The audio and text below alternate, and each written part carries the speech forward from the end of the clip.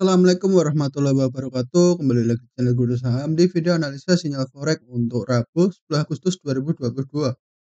Ya, jadi seperti biasa kita sudah update di Instagram Guru Forex underscore ID. Jadi teman-teman yang mau follow bisa di follow terlebih dahulu Instagramnya Guru Forex underscore ID ya. Untuk dapat info-info tentang sinyal dan analisa setiap harinya. Oke, hari ini kita sudah ada dua analisa di sini. Analisa intraday semua teman-teman. Pertama kita ada Euro GBP dan kedua ada XAUUSD atau Gold. Nah, di sini untuk Euro GBP sendiri kita analisa dari time frame M15 hingga H4. Kita ambil posisinya sell dan kita lihat ada area supply zone di area H4 ya atau di time frame H4. Kemudian untuk USD atau gold kita analisa dari time frame M15 hingga H4. Kita ambil posisinya buy karena kita lihat dia akan ada potensi untuk koreksi terlebih dahulu dan menjemput area order block. Nah, di sini yang kita maksud area inducement itu ada dua area order block teman-teman.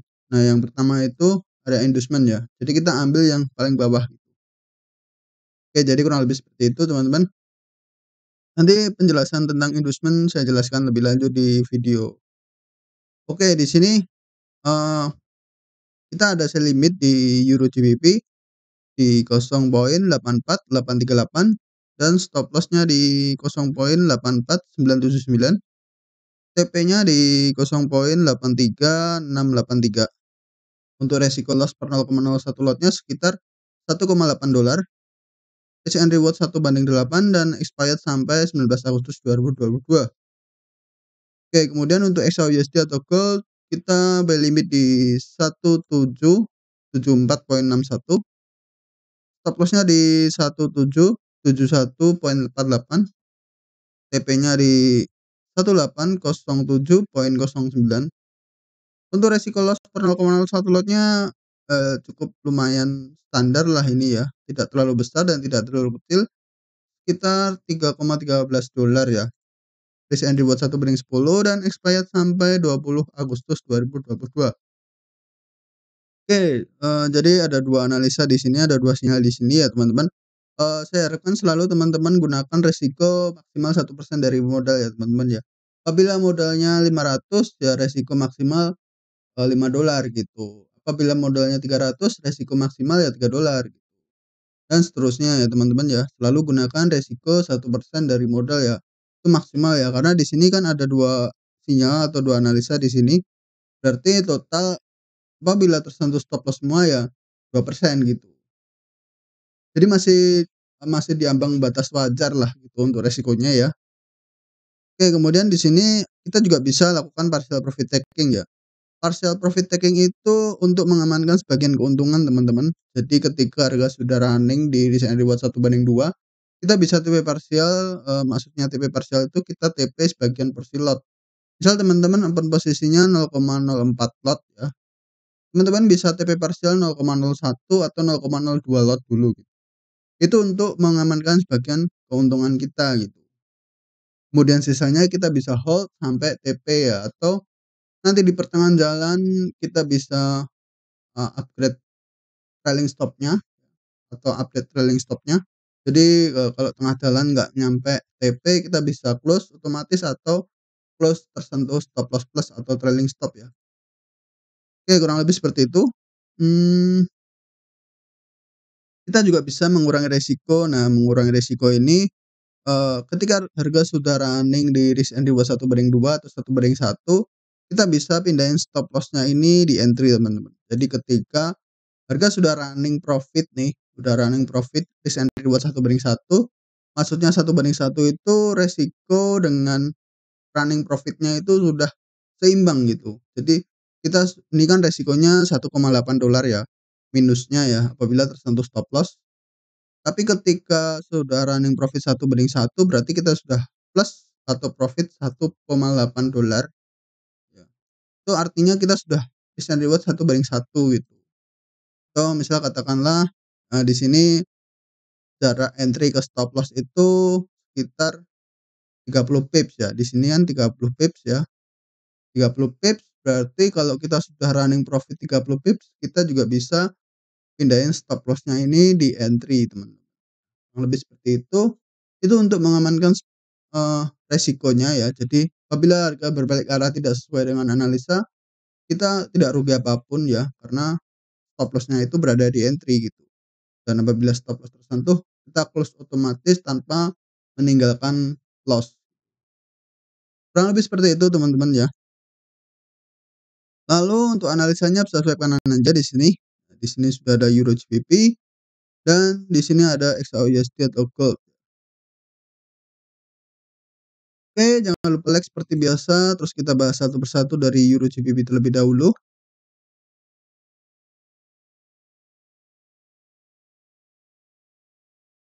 Oke, nampaknya di sini Euro GBP-nya sudah turun terlebih dahulu ternyata. Oke, tapi kita coba hold ya. Siapa tahu nanti ada spike dulu ke atas terus turun ya. Ini.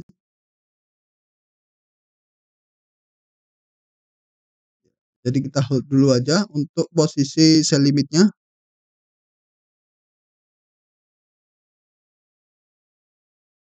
Oke, di sini di Euro GBP kita analisa dari time frame M30 ya tadi ya.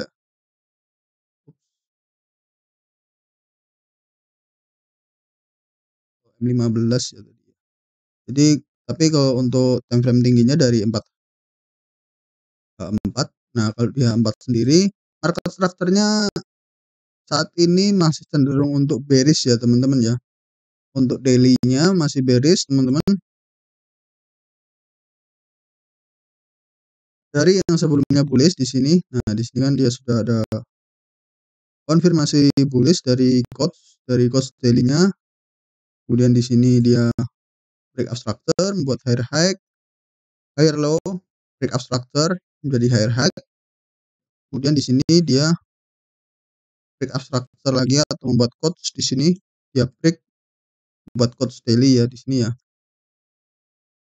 Oke, ini tadinya saya kira ini area liquidity ternyata sudah tertembus, jadi ini jadi area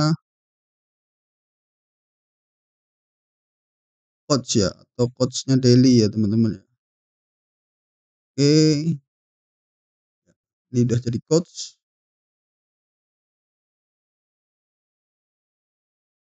Oke, jadi untuk daily-nya dia sudah konfirmasi untuk bearish. Sebelumnya kita juga ada analisa untuk buy ya teman-teman ya. Ini kalau di time frame daily ini. Nah, kalau kita lihat di sini ada area equal high ya. Area equal high. Jadi kemungkinan arahnya itu memang akan naik dulu kemudian turun ya. Karena di sini adalah area gap. Ini adalah area gap. Tapi dia perlu untuk naik dulu menyentuh area equal high baru untuk melanjutkan penurunan. Tapi untuk intraday nggak usah khawatir teman-teman. Walaupun trennya seperti itu, tapi kan harga perlu untuk kembali lagi ke sini, terus naik, turun lagi. Jadi kita ambil posisi untuk penurunan saat ini ya teman-teman ya. Jadi penurunan sebelum dia masuk ke swing daily kita. Oke, kita pindah ke H4 dulu. Oke, di H4 kita coba ambil posisi sell ya di sini ya. Nah, karena di market structure-nya di daily dan di pertengahan time frame-nya seperti H4, H1 korelasinya sama ya. Jadi kedua time frame itu beriringan, jadi untuk daily-nya bearish dan H4 H1-nya juga bearish ya. Walaupun di sini dia sudah ada coach, tapi kemungkinan dia akan pullback setelah masuk ke area supply area di sini ya. Ini di supply area H4. Di sini juga ada coach, kemudian breakout structure, kemudian membuat coach lagi, naik untuk jemput area supply di sini, baru untuk melanjutkan penurunan. Di sini ada area demand, kemungkinan akan melanjutkan kenaikan lagi. Kurang lebih seperti itu loh, untuk pandangan saya untuk di Euro GBP ya. Oke, jadi untuk Euro GBP marketnya mappingnya lumayan cukup jelas ya teman-teman ya. Nah, di sini ada area FVG dan area supply juga. Di sini area FVG ya teman-teman ya. Oke, yang kita ambil untuk area sell di sini, ini kan ada candle bullish terakhir sebelum dia drop ya. Sebelum dia membuat quotes di sini, berarti di situ adalah area supply-nya yang bisa kita pakai untuk open posisi sell. Terus untuk entry-nya kita pakai yang di time frame M15 teman-teman.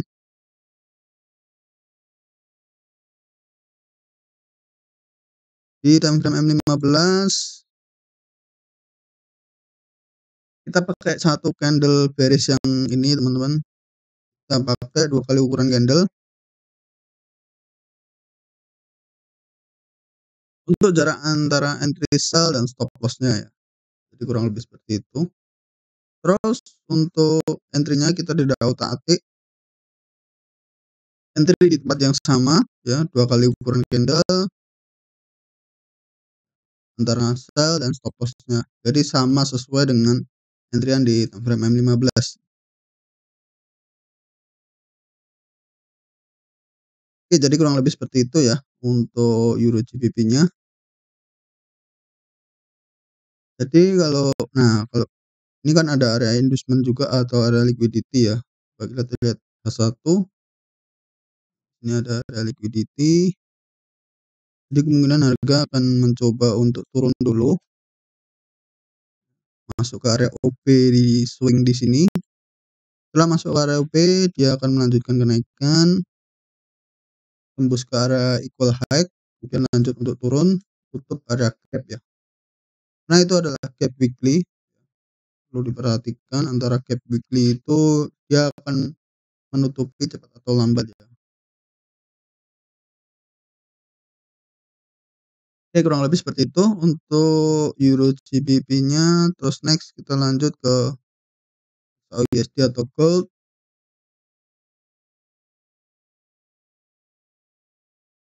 Oke, untuk XAUSD atau gold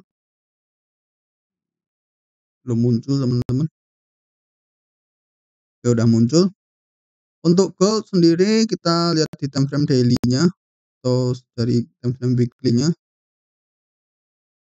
Ini mapping penuh ya itu mah teman-teman ya.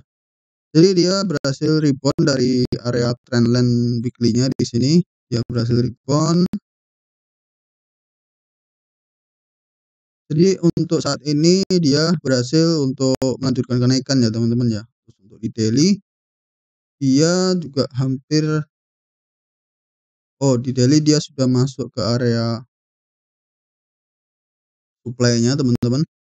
Di weekly dia perlu untuk naik lagi sampai ke 1823. Di sini adalah area supply weekly teman-teman. Perlu diperhatikan antara 1875 hingga 1825 ya. Itu adalah area supply weekly. Jadi teman-teman kita bisa ambil posisi sell kalau harga sudah mencapai area itu. Terus untuk di daily-nya, di daily dia sudah mencapai area supply di sini. Di sini ada area supply teman-teman. Mungkin akan koreksi terlebih dahulu sebelum masuk ke supply weekly-nya teman-teman. Jadi kemungkinan dia akan koreksi terlebih dahulu setelah masuk ke area supply daily ini, dan di sini juga masuk ke area supply di middle time frame seperti H4. Nah, di sini dia juga sudah masuk ke area supply H4 di sini. Oke, kemungkinan dia akan koreksi terlebih dahulu ya, saya harapkan dia koreksi terlebih dahulu, jemput area pay limit kita gitu. Karena kalau tadi kita entry di sini kelihatannya FOMO ya teman-teman ya.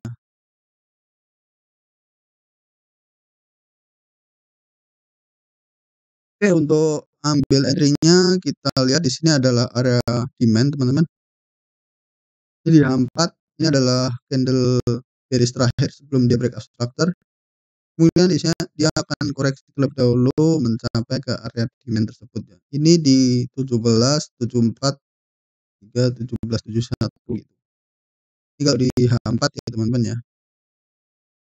Tapi kita entry di time frame M30, M15 ya teman-teman. Kita coba lihat ke H1 terlebih dahulu. Di H1 sendiri di sini ada area liquidity teman-teman. Di sini ada area liquidity terbentuk. Harga sempat koreksi tapi dia tidak break atau dia tidak tembus ke area liquidity ya. Jadi dia perlu untuk tembus dulu ke area liquidity baru untuk melanjutkan kenaikan. Di sini juga ada area inducement teman-teman. Ini area inducement ini kalau kita lihat di time frame 30 kelihatan teman-teman. Nah, jadi di sini adalah, bisa jadi area OP, tapi ini jadi area inducement juga. Jadi kemungkinan harga akan coba untuk tembus ya, baru melanjutkan kenaikan. Oke, di sini ada area inducement, di sini ada area liquidity, terus kita coba ambil ambil, posisi buy kita di time frame M15. Jadi untuk di time frame M15 kita coba lihat di sini ada candle bearish terakhir sebelum dia breakout structure ya, atau sebelum dia naik. Di sini kita lihat, jadi kita nggak pakai yang di sini teman-teman, karena ini bisa jadi area inducement juga. Jadi kita pakainya yang di sini tentunya. Untuk area order block kita 1 kali ukuran candle teman-teman. Terus untuk entry-nya kita pakai setengah kali ukuran candle, karena ini candle ini cukup lebar teman-teman, cukup besar range-nya. Jadi kita pakai setengah kali ukuran candle untuk entry-nya ya. Jadi range antara buy dan stop loss 1 kali ukuran candle, lalu kita entry-nya di tengah-tengah ukuran candle. Kurang lebih seperti itu ya teman-teman ya. Oke, kita lihat di sini. Nah, kurang lebih seperti ini teman-teman. Jadi antara jarak antara buy dan stop loss itu sama ya ukurannya dengan candle tersebut.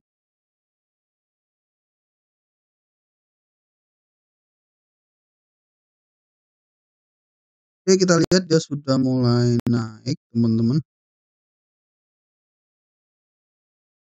Ini hampir ya sesuai lah dengan prediksi saya di grup tadi. Saya sudah share karena ini ada news juga. Mungkin dia perlu untuk naik dulu, kemudian untuk turun, ambil buy limit lalu lanjutkan kenaikan. Oke, kurang lebih seperti itu. Mungkin kalau teman-teman mau ambil sell bisa sih Mas sebenarnya, tapi resikonya lebih tinggi karena ini marketnya bullish ya teman-teman ya. Market bullish, kalau kita ambil sell berarti resikonya lebih tinggi ya daripada kalau kita ambil buy.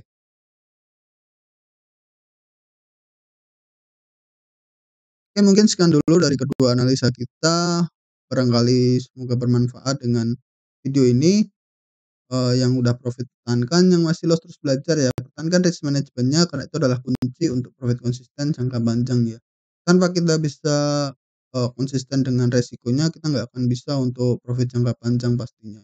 Oke, mungkin sekian dulu dari kedua analisa kita. Jangan lupa like, share, and subscribe. Wassalamualaikum warahmatullahi wabarakatuh.